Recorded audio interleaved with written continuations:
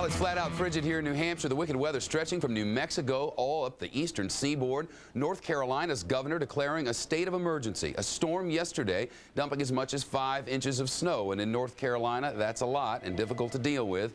Forecasters predicting sleet and freezing rain across much of the state. The nation's capital getting socked with the worst storm so far this winter. At least a half a foot now in the nation's capital, creating a major mess in Washington. The schools in the area giving students the day off.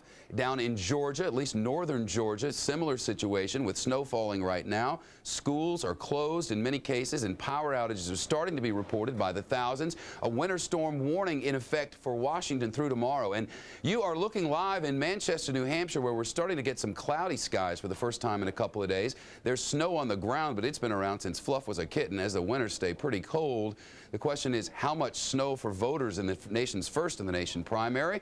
For that, let's check in with Foxcaster Janice Dean, who's snug and warm in our New York studios. Hey, Janice. Hello, Shep. I hope you're having a good time and you're keeping warm there in New Hampshire. Let's take a look at what it's going to look like for voters tomorrow. Not too bad. You are escaping some major weather, actually.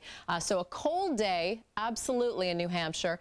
In the northern section, or the southern section, rather, you might see a little bit of snow, but no major accumulation. So it's going to be a cold day, but no reason as to why you can't go out and vote. All right, here's where the messy weather comes in. First of all, we're going to check your temperatures. We're at 19 in New York with the wind chill. It's going to feel a lot colder. 22 in Chicago with some snow flurry activity. 19 in Minneapolis. I don't want to ignore the West Coast, but the weather systems that we're looking at are basically in the southeast and the eastern portion of the map. Let's zoom in to one of the major weather makers right now, as Shepard mentioned in his forecast update. The southeast interior Carolinas, east and central Georgia, and South Carolina, they're getting freezing rain. You could see freezing rain or ice as thick as 1 inch on some of those trees. It's going to be very dangerous today and tonight as well. Tornado watches in the south central Georgia area and the Florida panhandle, because this system is bringing so much energy and it's mixing with the warm Gulf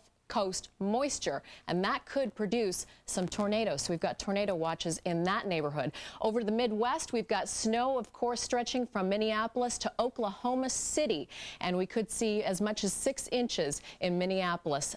That system, along with this system, is going to merge in the next 30 hours and could produce a major storm in parts of the Northeast and also in New England. And we could see many inches here in New York City tomorrow night into Wednesday. Shep, back to you. Janice Dean, thanks a lot. And still to come from Studio